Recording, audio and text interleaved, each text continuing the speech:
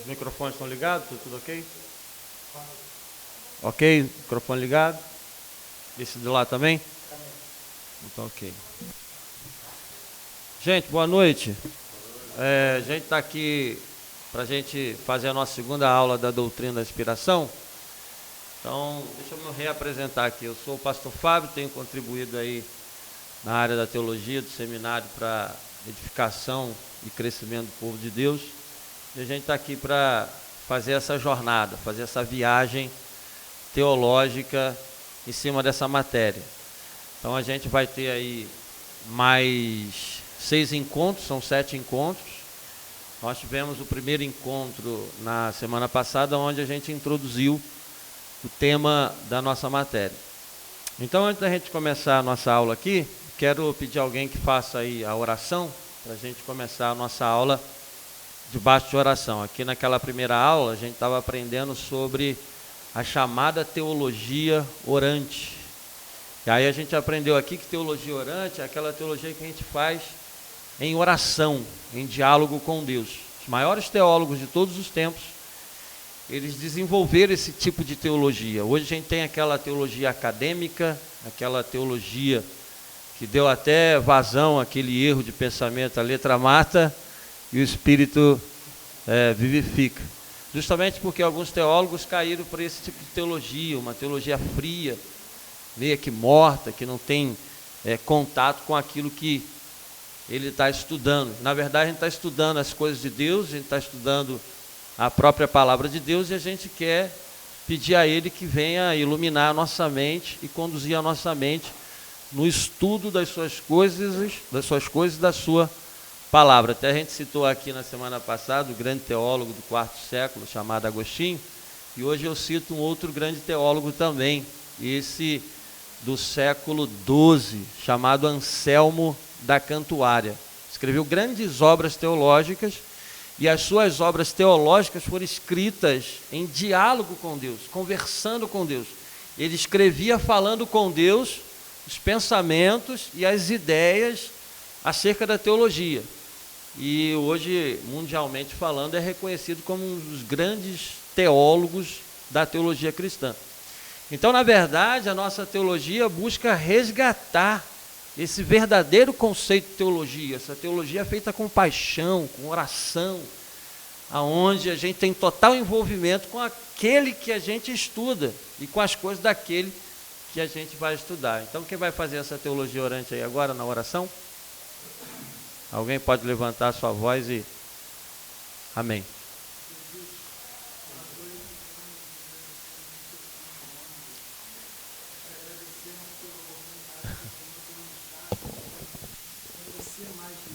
Conhecer mais de tudo que o Senhor tem feito e de tudo que o Senhor faz.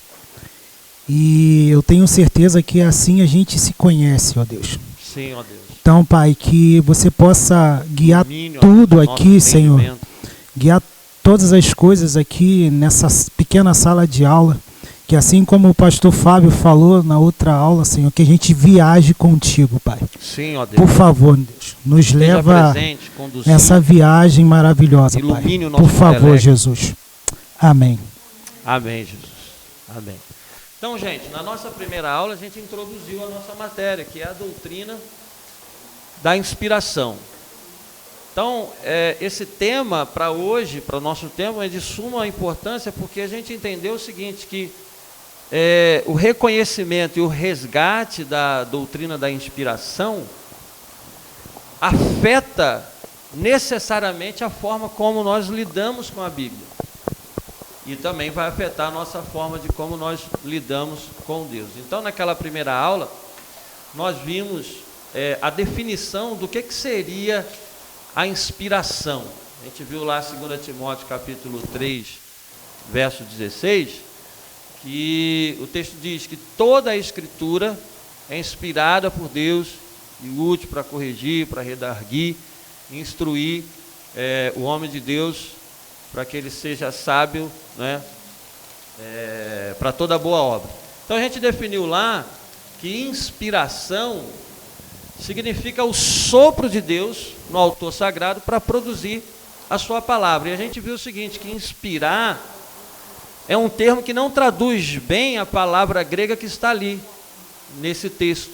Porque inspirar, a gente sabe que naturalmente falando, é puxar o ar para dentro. Então, quando, por exemplo, a tradução em latim da Bíblia pegou esse termo e colocou ali inspirar, o que aconteceu? Foca mais o autor recebendo essa inspiração. Agora, quando a gente traduz o termo no seu significado mais real, que é o sopro de Deus, a gente leva em consideração o próprio autor divino, o próprio autor supremo, fazendo o sopro, a concessão, então, da sua inspiração e revelando a sua palavra aos autores sagrados. E na primeira aula a gente viu o seguinte: o testemunho da inspiração, testemunho da doutrina da inspiração, no Antigo e no Novo Testamento. E quando a gente fala dos dados da própria Escritura, foi o que a gente aprendeu, quando a gente fala dos dados da própria Escritura acerca da doutrina da inspiração, nós estamos falando das evidências internas. A gente viu lá, por exemplo, que os profetas eles tinham a consciência de que estavam sob a inspiração, estavam sob a autoridade de Deus para falar o que falaram e escrever o que escreveram. Então a gente viu esses dados internos das Escrituras que vai confirmar a doutrina da inspiração. Isso quer dizer o quê? Quer dizer que nós temos evidências internas, porque quando a Escritura trata de algum assunto, seja qual for esse assunto, ali nós temos então a evidência interna, porque está dentro da Escritura. A Escritura está tratando de tal assunto e de tal tema. E foi o que aconteceu. Nós abordamos, então, as evidências internas da doutrina da inspiração, porque a própria Bíblia, a própria Escritura, se afirma como a inspirada palavra de Deus, se autotestemunha como a inspirada palavra de Deus. Então, foi basicamente isso que nós vimos aqui naquela primeira aula. Então, eu estou fazendo essa recapitulação para ambientar aqueles que não estiveram aqui presentes nessa primeira aula. Agora, nessa segunda aula, a gente vai para o testemunho da inspiração na história da igreja. Na verdade, a gente vai fazer, então, uma grande viagem pelos séculos da história da igreja e ver ali, nos dados da própria história da igreja, os exemplos claros e firmes acerca da doutrina da inspiração. Então, como agora a gente está pulando para a história, a gente vai fazer uma viagem de séculos, é claro que a gente vai fazer aquela viagem panorâmica. Já imaginou?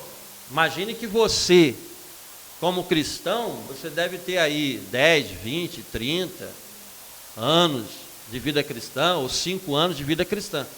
Mas você, do ponto de vista de história da igreja, como cristão, você tem uma biografia de 2000 anos. Então você como você tem a sua própria biografia. 20, 30, 40, não importa. Mas você como cristão tem uma biografia de 2000 anos. Quando você fala assim, eu sou cristão, você está se associando, você está confessando que você faz parte de um povo que tem 2000 anos de história. E aí, dentro dessa história, a gente vai ter os exemplos daqueles que antes de nós refletiram e falaram, e testemunharam e confirmaram a doutrina da inspiração. Então a gente vai para as evidências externas da doutrina da inspiração. Coloquei aqui assim na introdução da aula. Na aula passada vimos os dados das Escrituras confirmando a inspiração da Bíblia. Portanto, ela, pela evidência interna, se afirma como a inspirada palavra de Deus.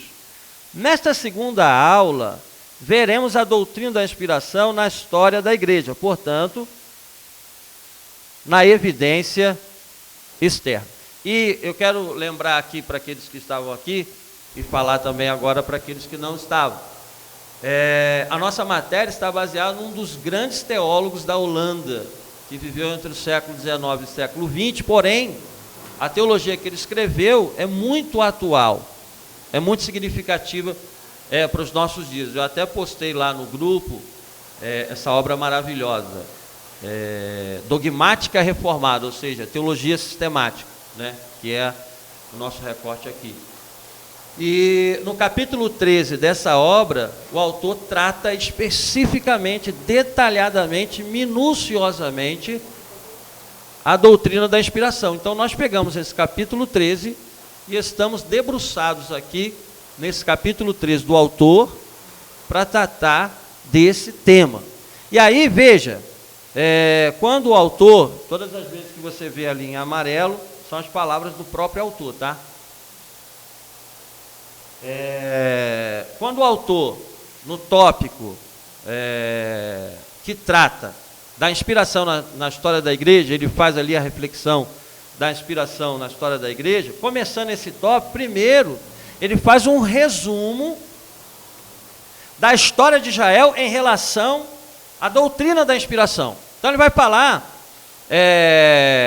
basicamente, do testemunho da inspiração na história da igreja, que é o povo de Deus. Mas antes disso ele faz uma espécie de uma introdução mostrando que antes da crença da inspiração ser sustentada, carregada dentro da história da igreja, ser confessada firmemente na história da igreja, lá atrás, na história de Israel, que nasceu, séculos, milênios antes do próprio povo de Deus, a igreja, lá na história de Israel, a crença na inspiração já era uma crença firme e definida.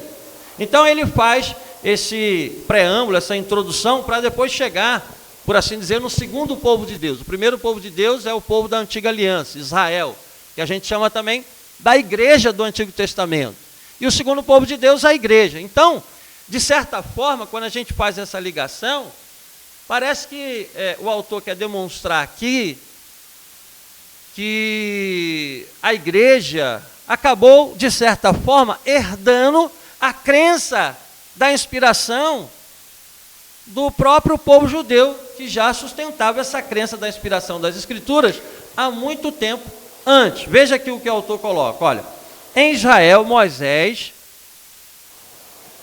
e os profetas sempre foram homens de autoridade divina, e seus escritos foram imediatamente reconhecidos como autoritativos, ou seja, não é autoritarismo. Autoritativo quer dizer que Moisés e os profetas falavam com autoridade divina. E a gente viu naquela aula que os profetas se reconheciam como autoridade divina. E uma coisa é o profeta se reconhecer como tendo autoridade divina. E outra coisa é o próprio povo reconhecer que esse profeta está falando com a autoridade divina e com a inspiração de Deus. E isso aconteceu na história do povo de Israel. Quando Israel olhava para Moisés, para os profetas e para os seus escritos, o povo de Israel reconhecia então nesses autores a autoridade divina, portanto, a inspiração da palavra de Deus. Aí ele coloca aqui, olha, com relação a isso, a Torá, ou Pentateuco, que é aquela primeira parte da Bíblia, né, os 5 primeiros livros da Bíblia, é primária. Olha o que diz aqui. Em tempos posteriores, os judeus identificaram o quê? A Torá, né, o Pentateuco. Como o quê? Aqui nessa identificação que os judeus vão fazer da Torá ou do Pentateuco, o que está por detrás dessa identificação, a maneira elevada, grandiosa, portentosa, que eles identifica esses 5 primeiros livros da Bíblia, traz ali por detrás, né? Redundância, né? Mostra ali por detrás a doutrina da inspiração. E como é que eles identificavam aí? Dá para ver daí? Não dá não, né? Está pequenininho.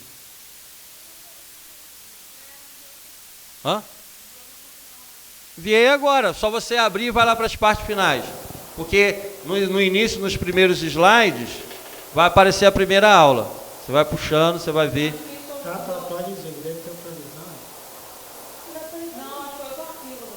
Eu mandei agora o arquivo atualizado. tem um em cima, muito tempo, depois das várias mensagens que entrou, e agora eu postei esse atualizado. Então, esse de agora é isso. É? Ih, rapaz. Não tem nem como ter intervalo, não tem intervalo, né? Se eu parar aqui para poder... Depois do final da aula eu passo, né? Tá meio riscado. Na verdade eu postei a pregação de ontem, olha. Olha aí, dei para vocês, meu Deus do céu. Deixa eu ver se eu consigo aqui. Talvez eu consiga aqui. Tá aqui no zap aqui Puxa, velho. Gente, olha, nós falávamos isso também na evidência interna, que Jesus e os apóstolos, eles... agora...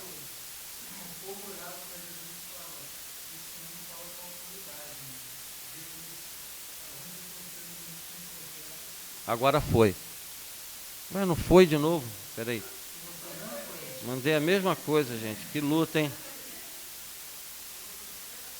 Rapaz, eu estou aqui querendo fazer... agora sim. Estou querendo fazer propaganda da pregação, gente. Que vergonha. Agora foi. Certo? Isso daí é o comportamento de Jesus, de reconhecer o Antigo Testamento. E quando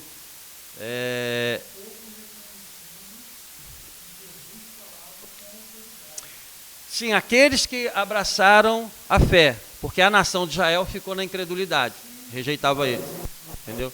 E aí a gente viu que depois, que a autoridade do Novo Testamento se repousa aí, no próprio Jesus, e depois os apóstolos que foram enviados. Exato, show de bola. Vamos lá, então como é que eles identificavam, por exemplo, o Pentateuco? Identificava aí, olha como é que é uma identificação elevada. Chamavam, então, comparava com a sabedoria divina, chamavam o Pentateuco de imagem de Deus, olha só. Terceiro, a toda a suficiente revelação destinada, agora olha só, destinada a todos os povos, não só a nós. Então veja, na história de Israel, eles estão olhando para o Pentateuco e estão dizendo assim, olha, essa palavra é toda suficiente para nós e para todos os povos. O maior bem, o caminho da vida. Então aqui nessa forma de identificar o Pentateuco e depois toda a Escritura, revela nitidamente que tem alguma coisa ali por debaixo, né, conduzindo essa identificação. E o que está ali por detrás é a crença da inspiração sendo sustentada de maneira firme e contundente pelo povo. Aí a gente tem dois grandes personagens importantíssimos na história de Israel lá na Antiguidade, que também apontavam para a doutrina da inspiração, ainda que de forma exagerada. Quando esses autores olhavam, a gente vai ver mais ou menos quem são eles, para a Escritura, eles reconheciam a sua inspiração. Mas como que Deus inspirava esses profetas? Como que Deus inspirava esses autores? Olha o que o Filo de Alexandria, como ele é conhecido, um filósofo judeu, e o Joséfo, o Flávio Joséfo, um historiador judeu importantíssimo, contemporâneo lá de Paulo e tudo mais, o Filo de Alexandria, ele era contemporâneo de Jesus. Eu vou falar o que eles diziam aqui acerca da inspiração, e vou comentar brevemente aqui quem são eles. Veja, quando a inspiração acontecia, os profetas ficavam em estado de êxtase, ou seja, arrebatamento da consciência, e inconsciência, que esses autores compararam com a adivinhação pagã. Então, para esses autores, quando os profetas, os autores sagrados estão recebendo a inspiração, eles ficavam em êxtase, em arrebatamento, fora da sua consciência, como acontecia lá no mundo pagão. Quando no mundo pagão, né, da Grécia, dos povos antigos, os deuses, entre aspas, falavam com seus profetas, os seus oráculos. O que é oráculo? Oráculo é palavra, né? A palavra dos deuses.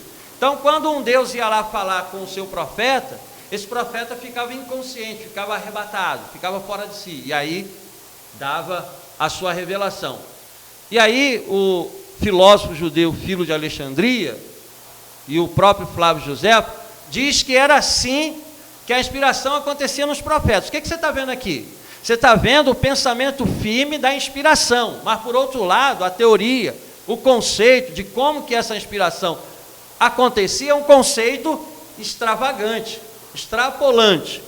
Agora, a verdade é o seguinte: o fato de extrapolar o conceito da inspiração não pode ofuscar a realidade que eles sustentavam firmemente a doutrina da inspiração. Esse judeu aí, alexandrino, né, um filósofo judeu, é importante porque ele viveu ali, nasceu por volta de 20 a.C. e morreu ali por volta de 50 depois de Cristo. Então, enquanto Jesus estava lá na Palestina, ele estava vivo e estava na cidade de Alexandria. A cidade de Alexandria era a capital do Egito Antigo, né? Se tornou, não o Egito Antigo, né? O Egito da época de Jesus, por assim dizer, ali do primeiro século antes de Cristo. É importante essa cidade porque ela era a capital da ciência do mundo daquela época. Atenas era a capital da filosofia, Alexandria, no Egito, era a capital da ciência. Tinha lá um museu, não com o sentido que nós temos aqui de museu, e uma biblioteca anexada a esse museu. E esse museu, na verdade, era um laboratório de pesquisa científica. Tinha até cadáveres, onde os cientistas iam lá para dissecar esses cadáveres e estudar, né, ali as suas disciplinas. Então, os cientistas do mundo todo iam para essa cidade de Alexandria desenvolver a sua pesquisa, a sua ciência. E fora da Palestina, por exemplo, a maior comunidade judaica estava exatamente lá na cidade de Alexandria. Então, esse filósofo judeu, ele seguia a filosofia de Platão, por exemplo.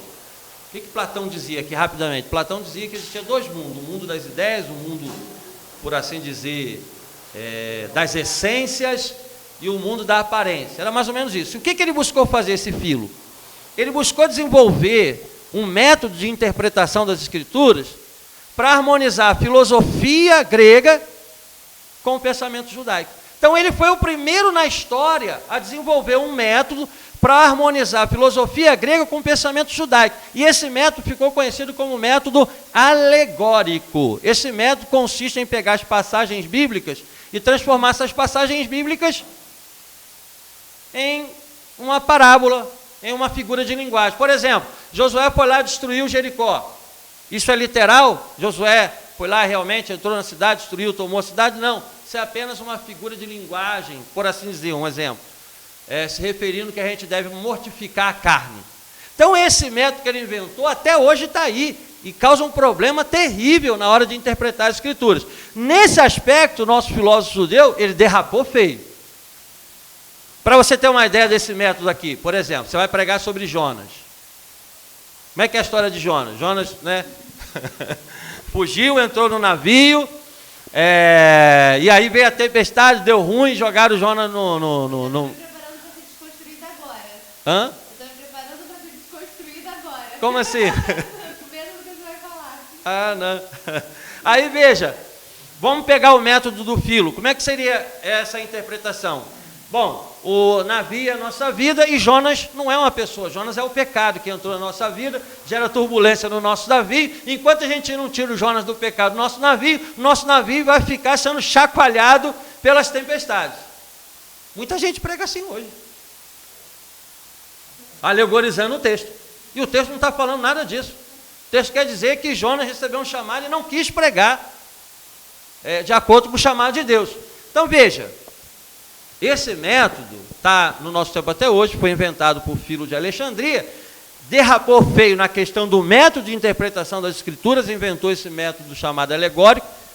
Ele contribuiu muito para a história do povo judeu, para a história da teologia. Tem muitos livros que a gente lê, são interessantes, mas, por outro lado, ele cria firmemente que a Escritura era inspirada por Deus. E o outro é o Flávio José, historiador judeu. Ele é da época ali, mais ou menos, de Paulo, nasceu em 37 depois de Cristo. Então, quando ele nasceu, Cristo já tinha morrido. Vamos botar aí, Cristo morreu por volta aí do ano 30, né, da era cristã. E ele nasceu pelo ano 37. E lutou na guerra judaica. Houve uma guerra judaico-romana de 66 a 70. E os judeus perderam essa guerra, o templo foi destruído. E ele lutou nessa guerra. Ele foi um general, era um sacerdote, mas depois se tornou um general nessa guerra. Quando viu que ia dar ruim, ele acabou se aliando com os romanos. E aí os judeus chamam ele de traidor. Mas aí ele passou até a ser bem visto pela família dos imperadores, Vespasiano, Tito, Domiciano, passou a ser bem visto por essa galera aí. Mas quando ele escreve os seus livros, ele fala dessa história, fala da antiguidade judaica. É muito importante para a história dos judeus, para a história da teologia. E apesar de a gente ter muitas divergências em relação a ele cria firmemente na doutrina da inspiração. Então, são personagens importantes da história judaica. Tem outros, muitos outros, que atestam a doutrina da inspiração lá dentro, né, em relação ao Antigo Testamento e antes mesmo do nascimento da igreja. Aí a gente vem, então, o nosso autor vai avançar para mostrar que dentro da história da igreja, através dos séculos, a doutrina da inspiração era um fato assim consensual, né? Era um consenso que existia. Pouco se questionava a questão da doutrina da inspiração, como nós colocamos aqui, ó, na parte 1. Veja, para falar do testemunho da inspiração na história da igreja, a gente tem que dividir a história da igreja como ela se divide basicamente: igreja antiga, né? Igreja medieval, igreja moderna. Então, na maioria dos séculos da igreja, a igreja estava lá confessando, sustentando a crença na inspiração. Aí a parte 1 aqui, coloca assim, alguém poderia trazer um copo para mim pegar um pouquinho d'água aqui? Você tem um copo aqui da nossa professora Suzimar? Vamos lá. Desde o início, olha como é que o autor coloca aqui. Desde o início, a Sagrada Escritura foi reconhecida como palavra de Deus pelas igrejas cristãs. Ali são 10 e 4, né? São... São 9 e 5. 9 e 5. A gente vai até 10 horas, não é isso? Isso. Tá. Você apita aí para mim? Não, eu posso ver aqui também. Então, desde o início, havia um consenso nesse tema, nesse tópico.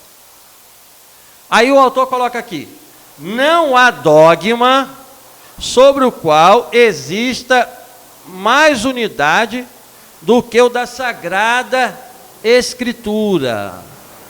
Isso, de certa forma, é uma coisa impressionante.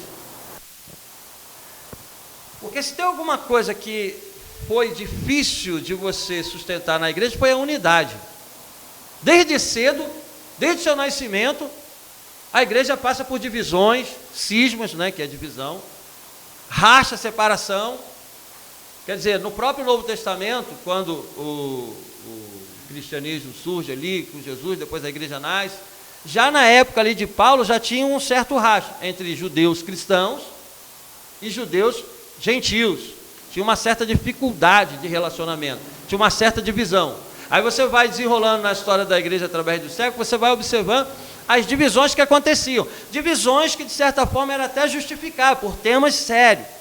Surgiam heresias, a igreja rebatia essa heresia e aí acabava surgindo, divisões. Tá bom isso aqui, não?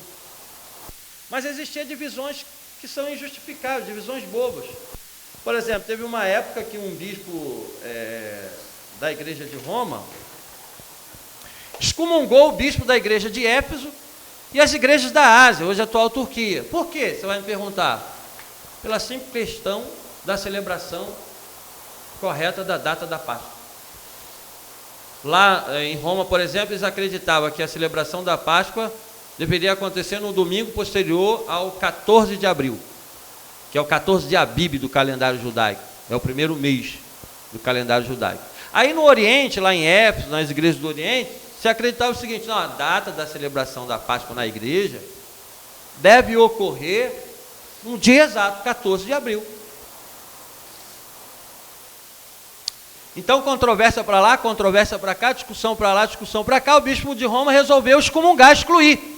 Motivo? Não, a gente não concorda com a sua visão de celebração da festa da Páscoa. Você acha essa divisão justificável? Claro que não, por temas superficiais. Outro problema também, agora avançando um pouco mais na história, quando a reforma protestante surge, Martinho Lutero começa a fazer o trabalho na Alemanha, teve um grande reformador fazendo um trabalho na Suíça, chamado Ulrich Zwingli. Então, ao mesmo tempo que Martinho estava fazendo a reforma protestante na Alemanha, Ulrich Zwingli estava fazendo a reforma protestante, por exemplo, na Suíça. Quer dizer, os dois pregavam ideias muito parecidas, apesar de um não ser seguidor do outro. E aí, na medida que eles foram pregando, um na Alemanha e outro na Suíça, os outros reformadores começaram a promover um encontro entre eles, entre essas duas frentes da reforma, para unificar força e avançar. Aí eles fizeram lá aquela reunião, Martinho Lutero de um lado, Zwingli do outro, se reuniram, aí foram botando os temas na mesa, concordo, tá tudo legal. 14 temas eles concordaram, mas num tema só, que era acerca do significado da Santa Ceia, eles discordaram. E a partir daí, um foi para um lado e o outro foi para o outro. Então veja, a igreja, através dos séculos, sempre reflete, infelizmente, divisões, umas justificáveis, para defender a sã doutrina da heresia, e outras divisões que poderiam ser evitadas. Mas no quesito doutrina da inspiração, por incrível que pareça, a igreja, por muitos séculos, teve esse consenso. De forma esmagadora, todos reconheciam essa doutrina da inspiração. Aí eu grifei ali, na verdade, destaquei a palavra dogma para fazer uma provocação aqui com vocês. Olha o microfone, vai lá.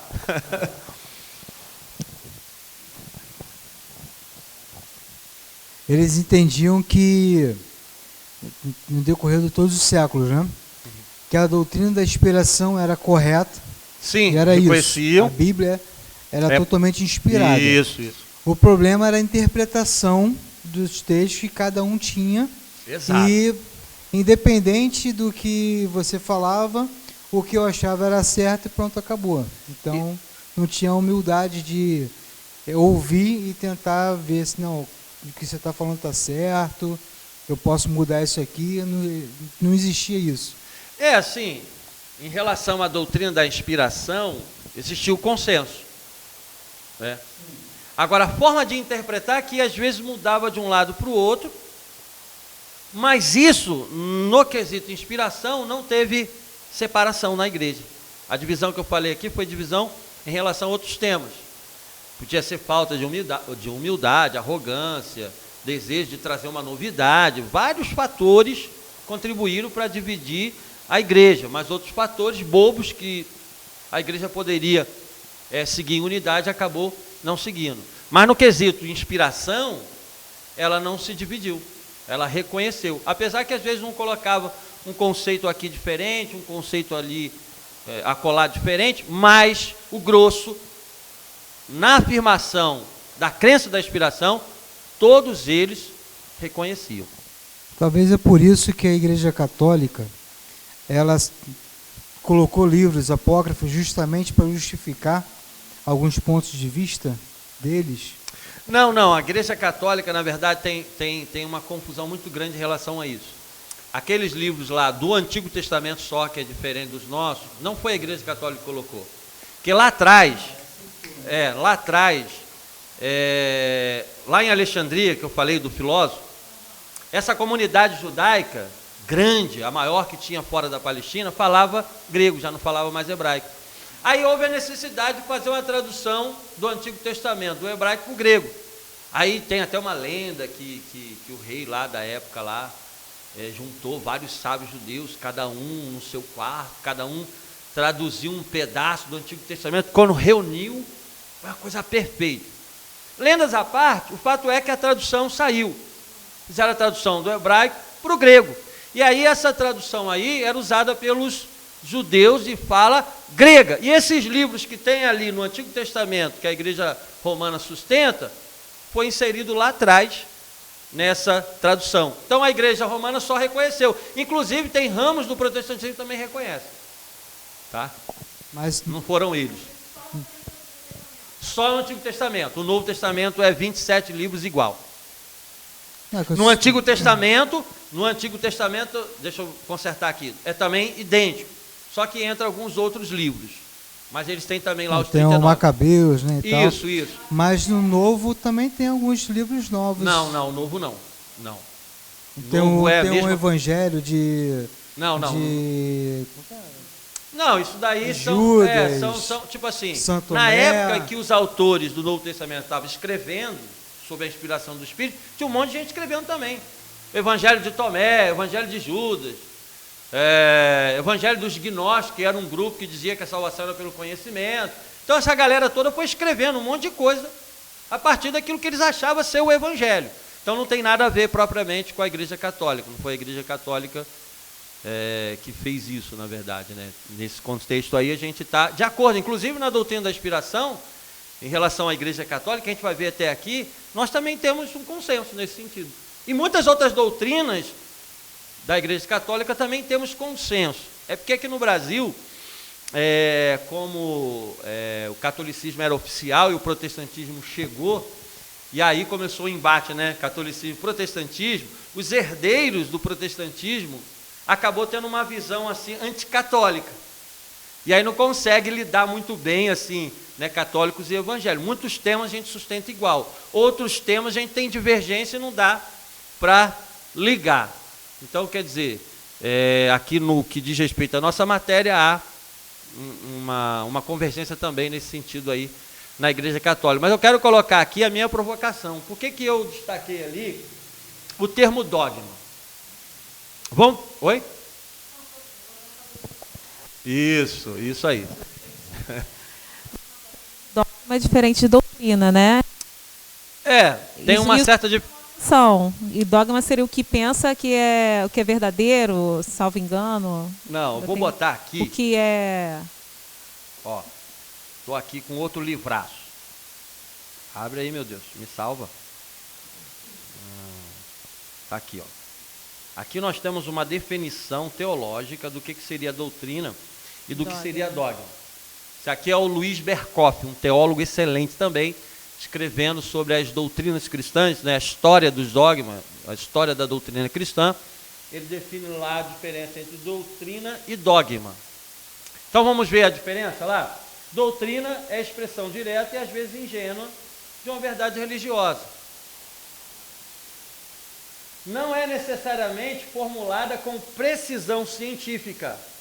E mesmo quando pode ser meramente uma formulação de uma pessoa. Veja, a doutrina pode ser assim, desenvolvida a partir de uma pessoa. Um grupo, né? Não, a doutrina.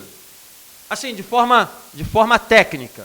De forma técnica pode ser por um grupo, né, mais por uma pessoa. Mas se a gente abranger, pode ser também por um grupo. Mas o dogma, olha lá, um dogma religioso, por sua vez, é uma verdade religiosa baseada sobre a autoridade oficialmente formulada por qualquer assembleia eclesiástica. Veja, o dogma é uma doutrina, por assim dizer, para ficar mais fácil, uma doutrina oficial que é elaborada e definida a partir de uma série de discussões e controvérsias na igreja. E aí eu pergunto para vocês aqui, vocês são dogmáticos? Sim, acredito que sim, né? Estamos aqui. Vocês são dogmáticos?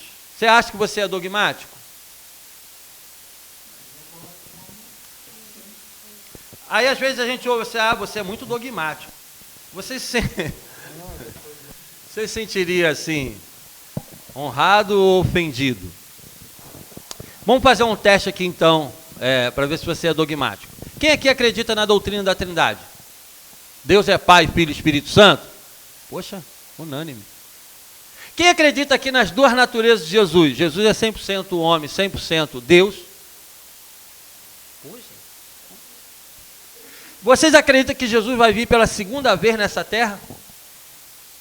Pô, só tem crente aqui mesmo, hein? Vocês acreditam no nascimento virginal? Nascimento virginal de Cristo? Ele nasceu de uma virgem? Vocês acreditam no dogma da encarnação? Deus se encarnou na pessoa de Jesus Cristo? Acreditam nisso? Jesus, se a gente fala que ele é 100% homem, 100% Deus, ele é Deus em carne. O verbo se fez carne. Agora quer escapar, né? O verbo se fez carne. Ou seja, nós comprovamos aqui que vocês são dogmáticos. Por que eu estou falando isso? Porque o termo dogma foi achincalhado na história da igreja. O termo dogma passou a ter uma conotação negativa. Mas dogma na história da igreja não significa algo negativo. Dogma na igreja era uma doutrina oficial definida a partir das escrituras, através, né, dos debates, das controvérsias dentro da igreja. E depois das controvérsias, dos debates dentro da igreja, foi estabelecido muitos dogmas. Mas lembrando, os dogmas que foram fixados através dos séculos, ou lá no início do cristianismo, foram fixados a partir das escrituras. O dogma, na verdade, funciona como se fossem balizas da nossa fé. Os dogmas funcionam como se fossem os cones da nossa fé cristã, para te dar a referência. Então veja, no tempo presente, na pós-modernidade, ou modernidade líquida, como queiram chamar, ou modernidade tardia, como queira chamar, o conceito de dogma é desprezível. E nesse cristianismo moderno e contemporâneo, em muitos casos, nos chama a abandonar os dogmas, porque nós temos que seguir a Jesus e não os dogmas. Mas eu estou mostrando aqui em vocês e em mim que nós sustentamos todos os dogmas formulados nos primeiros séculos da história da igreja. Portanto, dogma, nesse sentido original, não pode ser visto no sentido negativo, mas deve ser visto no sentido positivo. Portanto, se alguém te chamar de dogmático, você fala assim, depende. O que você quer dizer como dogmático? Aquele que sustenta os dogmas fundamentais do cristianismo nos seus primeiros séculos, ou aquele que é intransigente, que não abre mão para refletir coisas que podem ser mudadas. Então, nós estamos mostrando aqui, a citação que eu fiz aqui foi de dogmas definidos e que não mexem. Mas existem pontos de doutrinas que a gente pode naturalmente divergir. Por exemplo, tem igreja que não acredita na continuidade dos dons espirituais. E aí? Essa igreja está numa situação precária? Porque não acredita nisso? Não. Nesse sentido, a gente pode divergir. Tem igreja que não acredita na continuidade dos dons e outras igrejas acreditam na continuidade dos dons. Algumas igrejas acham que a Santa Ceia tem a presença espiritual de Cristo e outras igrejas acham que a Santa Ceia é um dogma aonde se traz à memória apenas Jesus Cristo. Nesse sentido, a gente pode divergir normalmente, mas nos dogmas centrais, nós não abrimos mão. E qual é um dogma central que nós estamos tratando aqui, na nossa matéria? O dogma da inspiração. Porque vocês vão ver na nossa jornada aqui, a gente está no segundo encontro, vai vir outras aulas também, e aí vocês vão ver que o dogma da inspiração foi assim rejeitado em muitos ramos do cristianismo, a ponto daqueles que confessam o dogma da inspiração são chamados de pessoas que seguem o misticismo bíblico, a crendice bíblica. Não, a Bíblia é um livro natural, normal, como qualquer outro, e precisa ser analisado, estudado com toda a crítica literária como acontece com todos os outros livros, porque a Bíblia é um livro igual e idêntico a todos os outros, sem nenhuma diferença. Por que no cristianismo atual, muitas correntes do cristianismo olham para a Bíblia desse jeito? Porque abandonou qual dogma que a gente está tratando aqui? Abandonou o dogma da inspiração. Abandonou a doutrina da inspiração. Aí você vai ver o efeito que isso traz na prática, porque trabalhando essas ideias aqui parece que é meio abstrato, mas você vai ver aqui na história da igreja o efeito prático, concreto e real que a doutrina da inspiração produzia nos primeiros teólogos cristãos que vieram antes de nós. Essa questão deles terem abandonado foi a igreja cristã que abandonou? Sim, vários ramos do cristianismo, que é chamado cristianismo liberal, ou teologia liberal, se consideram cristãs, se chamam cristãos porque seguem o exemplo de Jesus. Não, nós seguimos o exemplo de Jesus. Mas esses dogmas... Só o exemplo... quem foi... Inclusive, abandonou o dogma da divindade de Cristo. Quem foi Jesus? Foi um homem, diferente de nós apenas de um jeito. Ele só tinha uma consciência maior de Deus. O resto é tudo igual a gente. Então, ele é um homem natural, que difere de nós apenas na consciência elevada que ele tinha de Deus. Então ele é nosso exemplo por causa disso. Esse cristianismo modernista ou liberal, ou teologia liberal, é uma teologia que abandonou todos esses dogmas que vocês afirmaram aqui. Até o nascimento? Tudo, quase esses dogmas centrais. Qual sentido foi isso? Aí a gente vai ver nas próximas o desdobramento que levou nessa consequência. Porque aqui a gente está introduzindo a primeira e a segunda aula, vão mostrar a afirmação do dogma da inspiração, a afirmação da doutrina da inspiração. E aí nas outras aulas a gente vai ver a problemática acerca dessa doutrina, que foi o abandono dela, que foi a rejeição dela. Então a gente está subindo, né? Daqui a pouco a gente vai descer. E a gente não quer ficar no vale, a gente quer resgatar a doutrina da inspiração, certo? Alguma pergunta até aqui, gente?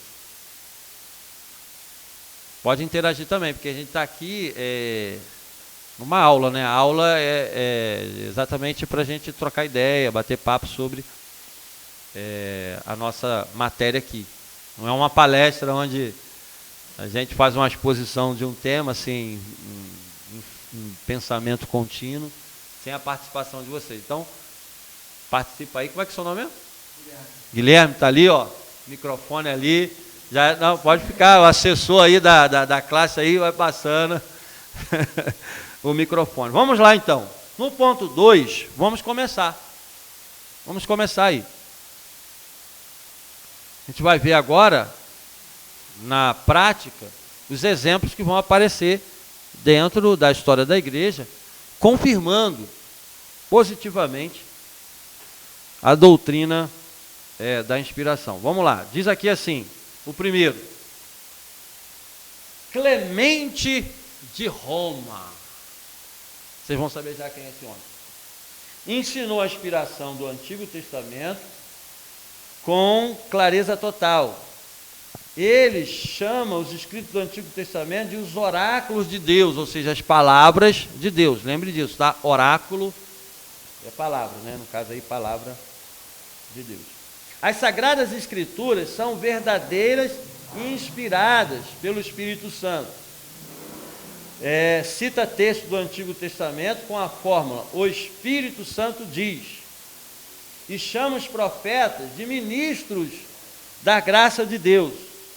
Pregavam com a ajuda do Espírito Santo, estendendo a inspiração também aos apóstolos. Ele diz que eles saíram para pregar com a plena garantia do Espírito Santo. Bom, quem foi Clemente de Alexandria? O Clemente de Alexandria, ele foi um dos primeiros bispos da Igreja Romana. Lá no finalzinho do século I e início do século II. Quando eu falo século II, vocês entendem quais são os anos do século II? Vocês estão assim, com clareza em relação a isso? Século II são os anos 100 e pouco. Século III são os anos 200 e pouco, e assim sucessivamente. Então, lá no finalzinho do século I e início do século II, Clemente de Alexandria se tornou um dos primeiros bispos da Igreja Romana. E ele é importante na história da Igreja e aqui no conceito da inspiração, porque ele viveu ali muito próximo dos apóstolos. Veja, o último apóstolo a morrer foi o apóstolo João, né? Morreu ali pelo ano de 90 e pouco. E já em 95, Clemente de Alexandria escreveu uma carta para a igreja de Corinto. Quantas cartas a igreja de Corinto recebeu do apóstolo Paulo? No nosso texto bíblico tem duas, né? 1ª e 2ª Coríntios. Mas o apóstolo Paulo escreveu 4 cartas para essa igreja. 2 delas se perderam. A gente só tem 2. As outras 2 se perderam. Que pena. E ele cita, por exemplo, 1 Coríntios capítulo 5, verso 9, se não me falha a memória, ele cita essa carta que ele escreveu. Já por carta eu já falei isso. Ele está escrevendo a primeira carta aos Coríntios, e está falando assim, já por carta eu já falei isso, porque ele já tinha escrito uma carta anterior. Então, o apóstolo Paulo escreveu 4 cartas para essa igreja, 2 se perderam, 2 estão dentro da nossa Bíblia lá no Novo Testamento. E aí, mais tarde, depois de algumas décadas de Paulo ter escrito essas cartas para a igreja de Corinto, o próprio Clemente de Alexandria também escreveu uma carta para essa igreja, chamando essa igreja de novo à unidade. Olha, dentro do Novo Testamento, a igreja mais problemática, quer conhecer uma igreja problemática? Tem muitas hoje, né? Vocês vão me falar isso. Quer conhecer uma igreja problemática lá no Novo Testamento? A igreja de Corinto. Divisão, adultério, o pau quebrava dentro da igreja e ia parar no fórum, imoralidade, heresia acerca da doutrina da ressurreição, bagunça do culto. Eles se reuniam, tinha uma bagunça danada, porque eles queriam evidenciar a espiritualidade pela manifestação dos dons. Aí Paulo começa a colocar em ordem o culto da igreja na primeira carta. É uma igreja difícil de lidar. Inclusive, foi difícil para Paulo lidar com essa igreja, porque essa igreja rejeitou a autoridade apostólica de Paulo. Ele chegou a visitar essa igreja, a igreja rejeitou, e foi ele que fundou essa igreja. Então era uma igreja problemática. Aí a gente tem que tomar cuidado, assim, já viu alguém falar assim, a gente precisa ser como a igreja primitiva. Meu amigo, qual delas você está falando? Eu não quero ser igual à igreja de Corinto, não. A gente generaliza, né? Eu quero ser igual à igreja primitiva. Mas qual delas? Porque a igreja primitiva é um conjunto de comunidades cristãs primitivas. Guarda o que tens, né? Se eu pudesse ser, se eu pudesse ser uma igreja primitiva, eu queria ser a igreja de Tessalônica. Porque Paulo dá uma moralzão para essa igreja. Ele escreve a carta e fala assim, e vós se tornaste exemplo para todas as igrejas da Acaia. Que moral, hein? Acaia é a Grécia. Na igreja de Tessalônica, por causa da situação da escatologia, da doutrina, ela tinha algum mal compreensão doutrinária, aí é a mal compreensão da escatologia. Dá para passar, né? A gente releva, porque depois de 2000 anos a gente já tem. Exato. Então essa igreja tem uma moral. Então, veja, aí o Clemente de Roma escreveu uma carta para essa igreja, chamando de novo essa igreja à unidade. E ele afirma, no conteúdo que ele escreve, deixa transparecer claramente a doutrina da inspiração, que ele coloca ali. Por exemplo, aquela expressão, aquela fórmula que confirma o texto sagrado como inspirado por Deus. Por exemplo, o Espírito Santo diz. Diz aonde? Aí ele assim, o Espírito Santo me disse aqui. Não, diz aonde? Na Escritura. Ao colocar essa fórmula para se referir à Escritura, ele reconhece claramente a doutrina da inspiração. Ok? Alguma colocação aí, gente? Vamos lá, 3. Os apologetas do século II. Vamos lá, para vocês compreenderem melhor aqui a questão da igreja antiga. para ficar claro para vocês. Quando a gente fala da igreja antiga, a gente fala da igreja, vamos colocar aqui, a igreja dos 5 primeiros séculos, tá? Do século I até o século V. Outros vão colocar século VI. Mas vamos trazer aqui para a gente a igreja dos 5 primeiros séculos, a igreja antiga. Depois que os apóstolos morreram, quem que conduziu a igreja? No Novo Testamento a gente vê os apóstolos conduzindo as igrejas.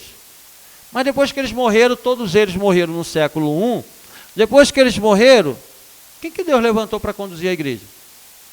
Deus levantou uma liderança gigantesca para conduzir essa igreja nesses primeiros séculos. E essa liderança foi reconhecida e foi chamada de os pais da igreja. Então, a primeira liderança da igreja foi a liderança apostólica, lá no século I. Depois que a liderança apostólica morreu e passou, vamos botar aí, do século II até o século V, Deus levantou uma nova liderança. São pastores, são bispos, são teólogos, são escritores,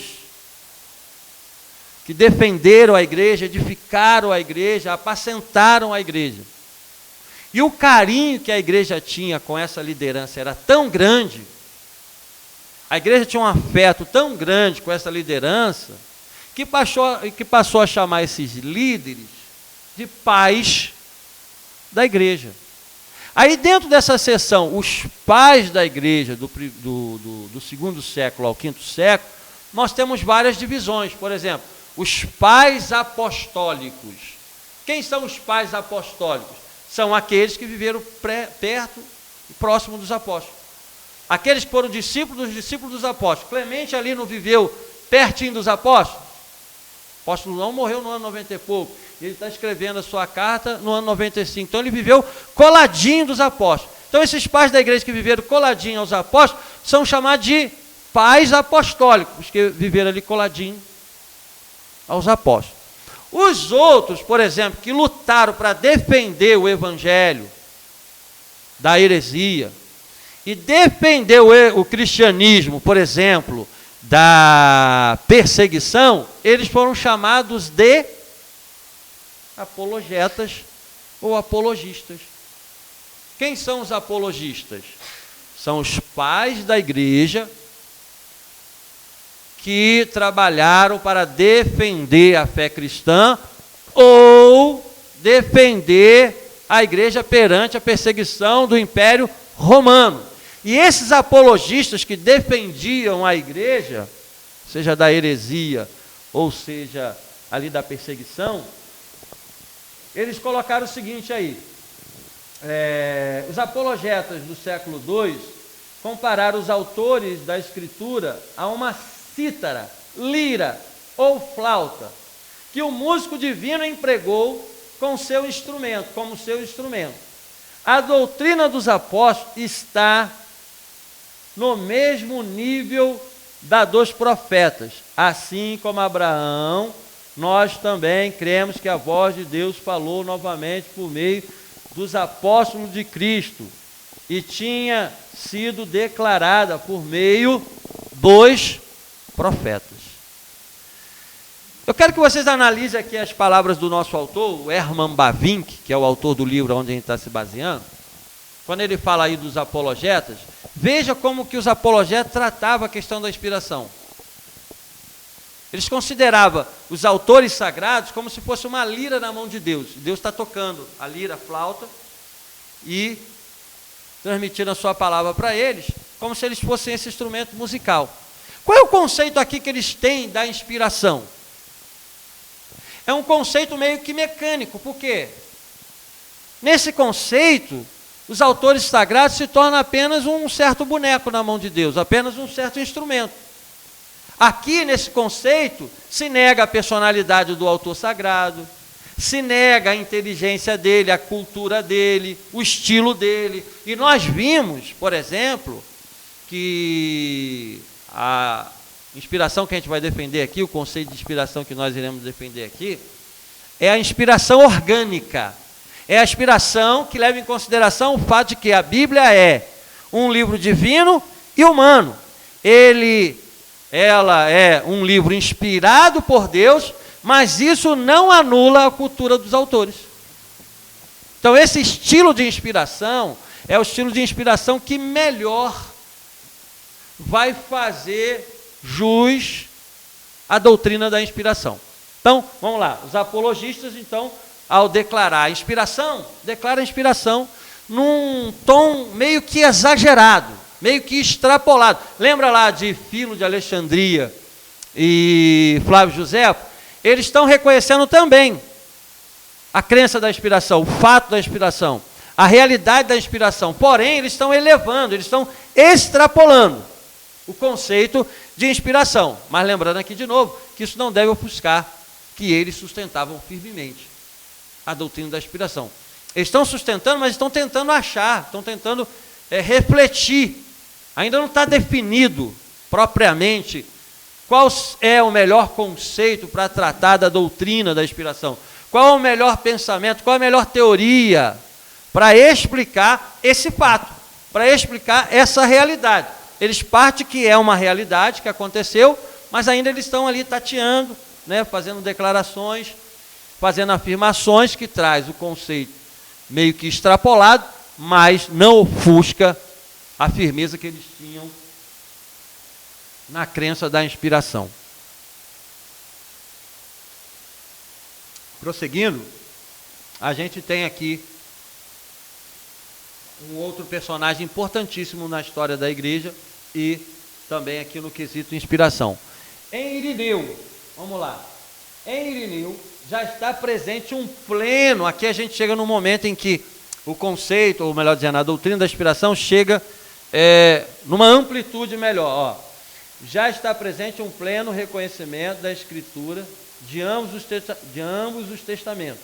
As Escrituras são perfeitas porque foram faladas por Deus e seu Espírito. Eles possuem um só autor e um só propósito. Nesse aspecto, o Irineu, vocês vão saber quem ele é, está ressaltando o autor sagrado. Está olhando, melhor dizendo, o autor supremo, que é o próprio Deus, através do seu Espírito Santo. Ele é importante porque, assim, ele é reconhecido como o pai da teologia cristã. Reconhecido, por assim dizer, como o primeiro teólogo. Não que ele iniciou a teologia cristã, mas nele a teologia cristã ganha um desenvolvimento melhor. E é interessante olhar para Irineu, porque ele desenvolve a sua teologia dentro desse aspecto teológico que a gente está falando aqui. Uma teologia viva, uma teologia em comunhão com Deus, em adoração, uma teologia que não trata Deus como se fosse um objeto em cima da mesa que a gente está ali dissecando. A teologia que ele produz é uma teologia no campo de batalha, porque assim, ele foi para Gália, Gália era uma região da França, é a França atual, e lá ele foi apacentar a igreja. E o que aconteceu lá na igreja? Surge uma grande heresia, que começa a varrer a igreja. E dentro dessa heresia ele se levanta para formular as verdadeiras doutrinas cristãs. Então, no combate pastoral, olha que coisa impressionante, no combate pastoral, para defender as ovelhas das heresias, para defender a igreja dos falsos profetas que estavam surgindo e varrendo a igreja, ele desenvolve uma teologia pastoral, por assim dizer, para proteger a igreja. E aí ele é considerado o primeiro teólogo, justamente porque ele elabora, mesmo dentro dessa perspectiva pastoral, uma teologia abrangente, bem formulada, bem sistematizada. Mas o que está acontecendo ali em Irineu? Não há uma dissociação. Eu sou teólogo. Eu não sou pastor. Eu sou teólogo, eu faço teologia através de formulações técnicas, através de formulações acadêmicas, eu faço teologia aqui analisando ideias, sem um contexto prático. Nele não, a teologia nasce no campo de batalha. E quando você lê um teólogo desse, você se inspira a imitar o exemplo, porque é uma teologia viva, você sente o sangue correndo naquela teologia. Você vê um homem no campo de batalha, lutando para proteger a igreja das heresias que estão arrastando o povo de Deus e promovendo uma teologia saudável que vai manter o povo de Deus numa doutrina saudável. Então ele é muito importante dentro desse aspecto da própria teologia como um todo, e é importantíssimo também dentro da questão da doutrina da inspiração, porque nele a gente chega aqui num desenvolvimento pleno dessa doutrina da inspiração. Ok? Tem alguma pergunta aí, gente? Prossegue? Vamos lá. O slide 3 aí. 3 não sei, já está passando. Ponto 5. Vamos lá. O autor coloca aí outro personagem também importantíssimo. Jerônimo, vamos lá. Jerônimo disse: todo e cada discurso, todas as sílabas, sinais e períodos das escrituras divinas são cheias de significado e sopram sacramentos celestiais. Portanto, a Sagrada Escritura era sem defeito e sem erro, e até mesmo em assuntos cronológicos e históricos. Aqui é importante a gente ver que quando a gente afirma a doutrina da inspiração, o que está por detrás disso também? Quando eu afirmo a doutrina da inspiração, lê ali o que Jerônimo está colocando. Ele afirma a doutrina da inspiração, né, e reconhece ali, olha, portanto, a Sagrada Escritura era sem defeito e sem erro. Então, junto com a afirmação da doutrina da inspiração, tem também outros atributos das Escrituras. Quando eu afirmo aqui, como Jerônimo está afirmando, que a Bíblia é inspirada por Deus, automaticamente eu estou afirmando a sua inerrância. Então a Bíblia é inspirada, logo, se ela é inspirada por Deus, automaticamente, necessariamente, ela se torna inerrante. Ela é inerrante e infalível. Isso é importante. Por quê? Porque na medida que você afirma a doutrina da inspiração, você traz consigo também a ideia da inerrância das Escrituras e o fato que ela também é infalível em função de ter sido inspirada por Deus. Dentro dos outros ramos de teologia, que a gente vai caminhar nos nossos próximos encontros, a gente vai ver que esse conceito de inerrância e de uma Bíblia infalível também foi abandonado. Foi abandonado porque se você abandonou a doutrina da inspiração, logo a consequência vai ser olhar para a Escritura como um livro falível, como um livro que contém erros. Aqui nessas declarações, por um lado, a gente está vendo sempre afirmações que confirmam a realidade da inspiração com exagero, porque ele colocou ali que até as sílabas, que até os sinais, os períodos, tudo é inspirado. Veja, o conceito que ele está colocando aqui da inspiração está indo além. Lembra que a gente, quando chegar no nosso ponto aqui, de defender o melhor conceito da inspiração, a gente vai trabalhar a inspiração orgânica, que leva sempre em consideração Deus e o homem. Aqui, ele está extrapolando no conceito de inspiração, está indo além. Veja que junto com os outros, ele está na mesma linha, confessando a doutrina da inspiração, mas sempre colocando essa inspiração num patamar que às vezes extrapola. Claro que a gente não quer ficar nem com um conceito excessivo e nem com um conceito reducionista. Aqui tem outros exemplos, mas eu quero ir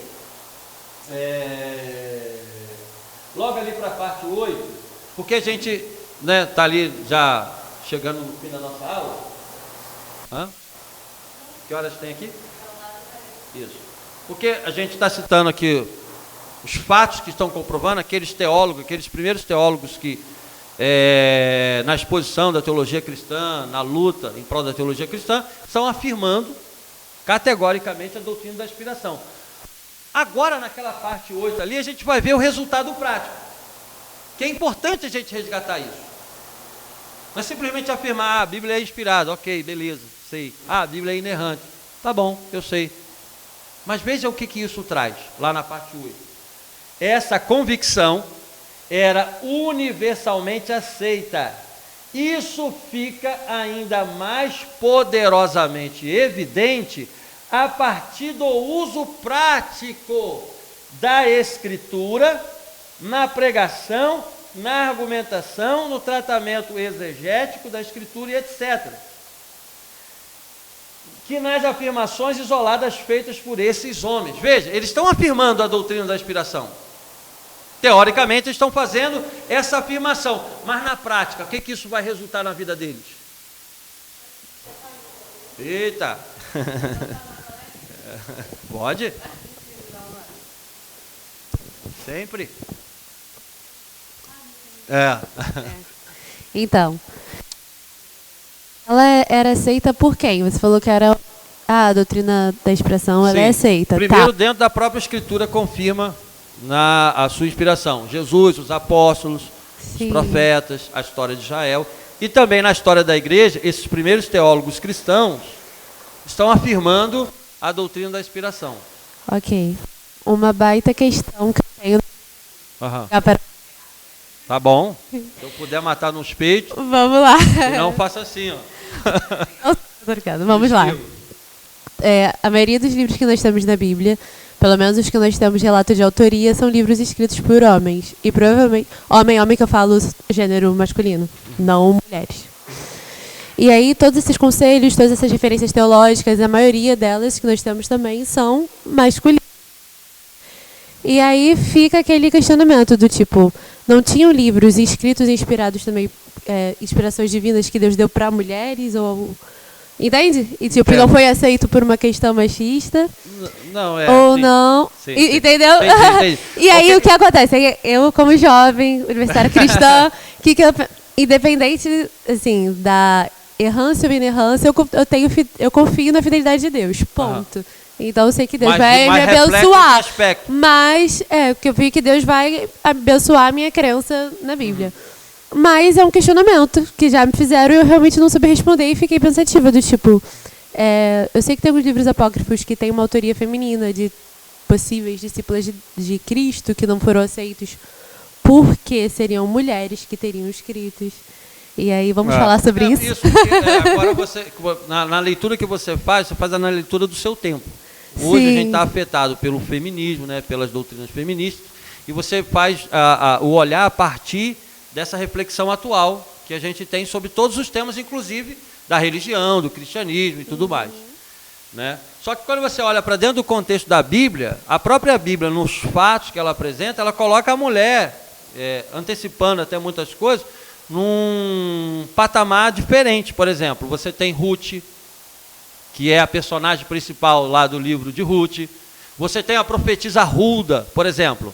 A profetisa Hulda, ela não escreveu, mas ela foi uma profetisa também inspirada por Deus. Quando o rei Josias achou o livro da lei lá nos escombros do templo, ele ficou horrorizado.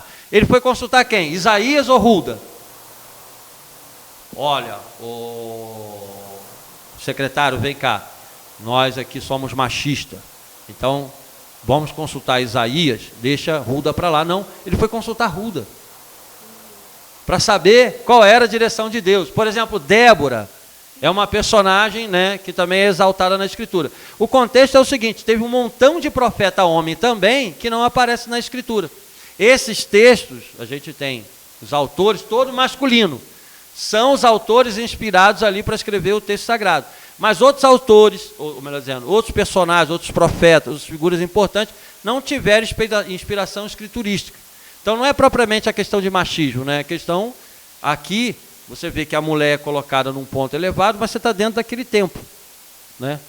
Então, assim, o olhar que a gente tem hoje para esse aspecto, se a gente olhar a partir da cultura do nosso tempo, afetado pelas discussões de hoje, a gente vai olhar sempre a Escritura do ponto de vista machista.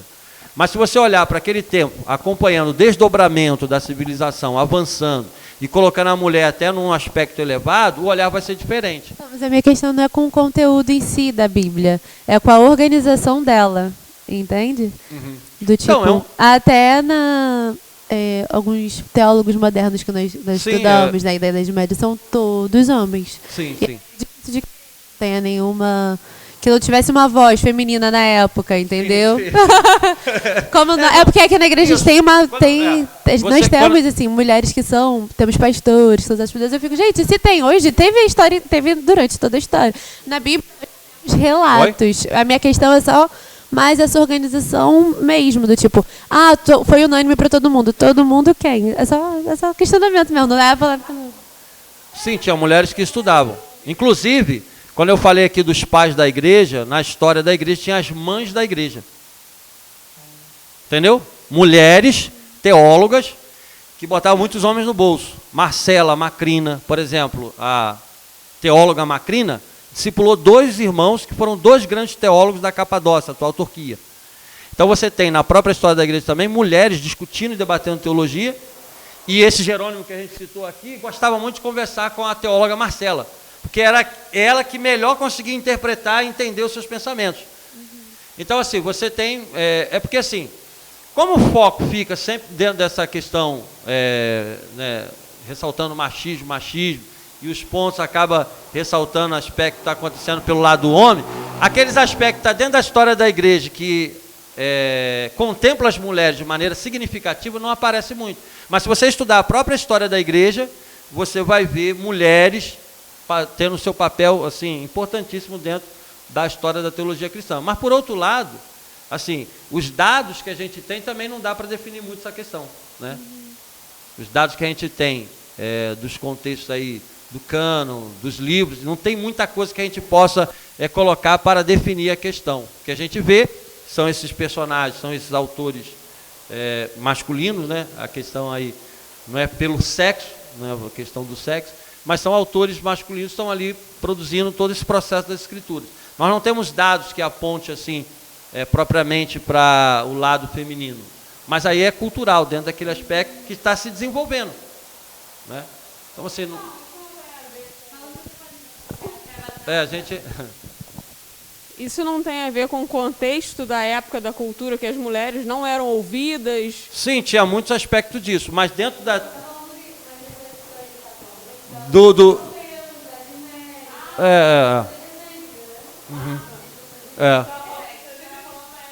Sim, não tem... Não, é uma boa questão, mas a gente não tem muitos dados para colocar nesse embasamento, né?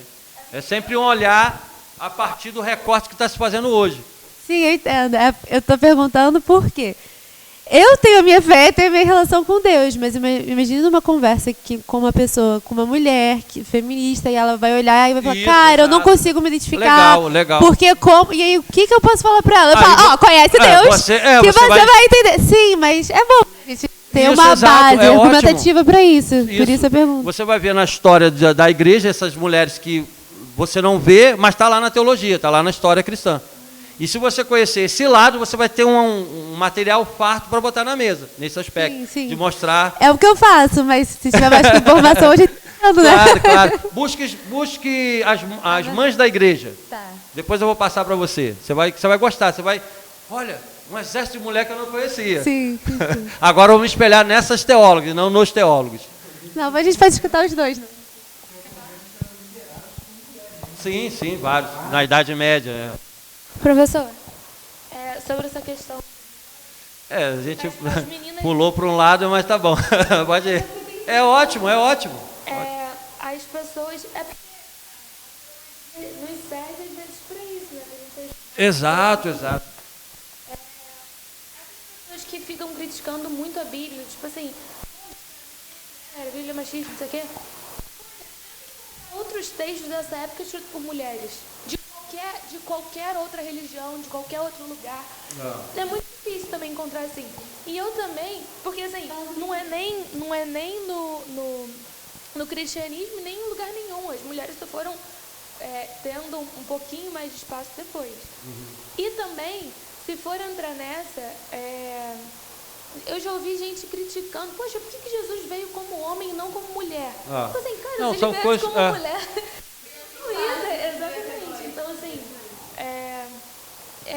Não, são discussões válidas. São discussões válidas. Expor a nossa realidade àquela época. Porque, exato. Hoje, mas se a gente pegar a Bíblia, mesmo assim, a gente ainda vê o poder de Deus... Deus honrando as mulheres. E isso realmente a gente não encontra em lugar nenhum. O que a gente tem na Bíblia já é mais do que encontra em qualquer outro lugar. Exato. Se você pegar os bons exemplos da Bíblia em relação à mulher e reunir esses dados e fazer uma amostragem, a sensação que vai ter é que a mulher é que dominou. Entendeu? É porque assim, o recorte que se faz hoje é pegar os dados negativos e apresentar. E os positivos? Você vê que há uma tendência. uma tendência de abordagem. Então, por exemplo, você vai nos dados das Escrituras, que está fácil nas mãos, mas você vai também nos dados da história de Israel, em relação às mulheres, né? Algumas mulheres que tiveram uma referência, e, exato, entrou ali Ruth, mas aí a pessoa fala, mas é pouco, eu quero 50% mulher e 50% homem. Quer dizer, o conceito de honrar hoje é esse, 50% mulher e 50% homem. Mas se você fizer esse apanhado aí na história da igreja, com esses dados das mulheres, jogar tudo isso, a sensação que vai criar é outra. Ué, então, peraí, as mulheres tinham tudo isso aí? Tinha. Ah, mas eu não sabia, exato, porque você focou exatamente o recorte que está conduzindo a sua forma de pensar. Um recorte mais puxado para o lado feminista. Mas é legal, gostei, show. É bom, vamos pensar mesmo. A hora não espera, né?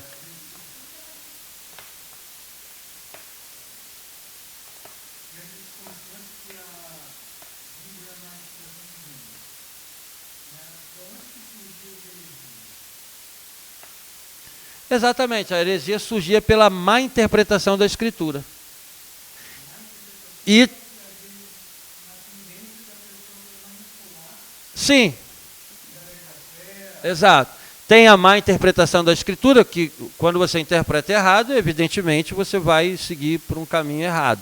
Tem também malícia, o sujeito que sabe, mas maliciosamente quer fazer o seu grupo, maliciosamente quer ter poder, maliciosamente quer manipular, explorar, e outros, por incrível que pareça, caem na heresia querendo fazer o certo. Como foi o caso de Ário, bispo de Alexandria, presbítero de Alexandria. O bispo principal da igreja estava pregando sobre a doutrina da Trindade. Ele olhou aquilo e falou, gente, doutrina da Trindade, Deus Pai, Deus Filho, Deus Espírito Santo, isso daí é politeísmo, 3 deuses. Aí ele saiu em luta para salvar o monoteísmo. Não, só existe um Deus. E aí criou a heresia chamada arianismo, que não reconhece Jesus como Deus, reconhece Jesus como uma criatura exaltada. Ele foi mal intencionado? Não. Ele queria salvar o monoteísmo e acabou errando. Então você vê, tem na história da igreja vários motivos de erro. Má interpretação, desejo de acertar e errar, malícia e às vezes ingenuidade, que vai acabar gerando esses erros todos. Nesse contexto final ali, gente, o que afetou ao afirmar a doutrina da inspiração? O que afetou na vida deles? A pregação. E o ensino da palavra de Deus nessa época tinha primazia sobre a igreja. Abraçando e vivendo esse conceito, essa crença e a doutrina da inspiração na prática, isso afetava a igreja na área do ensino da pregação. Eram homens que se dedicavam a fazer a exposição da Escritura, que é o nível máximo de pregação da Bíblia. Por quê? Não basta a gente pregar com base na Bíblia, a gente tem que pregar a Bíblia. E qual é a pregação que prega a Bíblia? A pregação expositiva. E eles tinham esse conceito de pregação expositiva. Eles abriam um livro da Bíblia, pregava ele todo. Abria outro livro da Bíblia, pegava o livro todo. Então, a crença na inspiração afetava a igreja na pregação e no ensino. Por isso que a gente tem um forte ensino nessa época, que desenvolvia muitos cristãos. Escolas teológicas surgiram para ensinar a Bíblia ao povo. Engraçado que no 4º século, ali no lado de Alexandria que eu falei, na parte oriental do Império Romano, o Império Romano é dividido oriental e ocidental, o que acontecia? Aconteciam as discussões teológicas que tomou conta da população toda, todo mundo nas ruas, nas padarias, nas lojas, discutindo teologia e debatendo os assuntos da teologia. É claro que foi um exagero, mas por outro lado reflete o impacto que isso tinha na vida daquele povo cristão dessa época, pelo conceito que eles tinham da inspiração, pelo valor que eles davam à doutrina da inspiração, trazia valor para a pregação, para o ensino, e o povo passava a ficar consciente das Escrituras. Então esse efeito prático nós clamamos para voltar para o nosso tempo, porque coitado da Escritura. A gente fala assim, chegou a melhor parte do culto, mas só pode dar 20 minutos de pregação.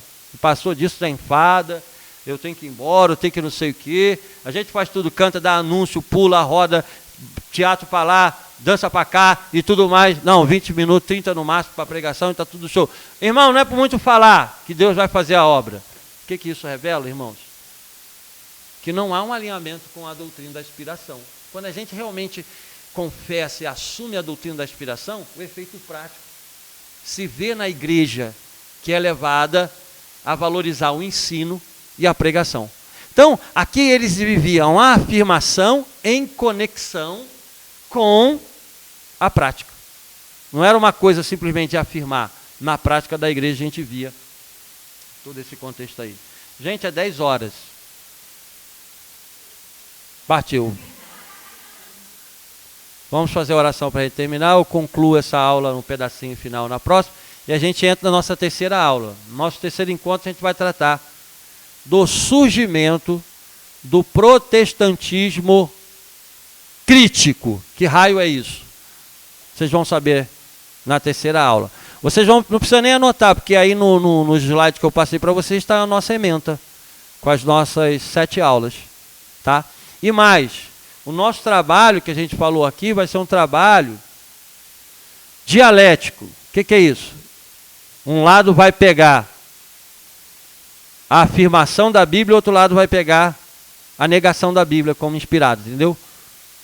Vamos botar aí, 3 pessoas, vamos dividir a classe em 2 grupos. Um grupo vai fazer o trabalho afirmando a Escritura e o outro vai fazer a negação da Escritura como inspirada. E eu vou passar até um outro livro para vocês que ficarem com o lado da negação, pegar os dados que tem ali de teólogos que negaram a doutrina da inspiração, tá? Aí vocês vão apresentar aqui, o grupo da inspiração vai apresentar aqui em poucas palavras, pode ser 10 linhas, uma página só. É só para a gente ter a sensação em sala de aula do que a gente vive no mundo hoje. Aqueles que afirmam a doutrina da inspiração e aqueles que negam a doutrina da inspiração. Então o outro grupo vai vir aqui e vai falar, olha, a doutrina da inspiração não existe, é misticismo, por causa disso. E a gente vai ver em sala de aula fazendo essa conclusão da nossa matéria. Tá bom? Então vai ficar assim. Não vai fazer prova nenhuma no sentido de marcar, nada não. A gente vai fazer esses 2 trabalhos aí. Isso, é no último encontro. No último...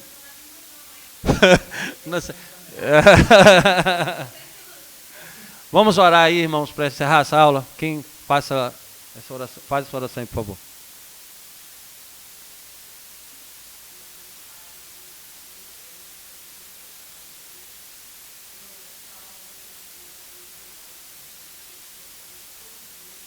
Sim, Deus.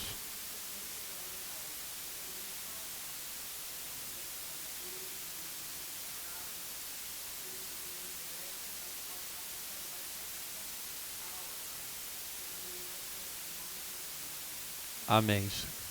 Então está encerrado, gente. Obrigado aí. Até semana que vem, se Deus quiser, tá bom? Boa noite.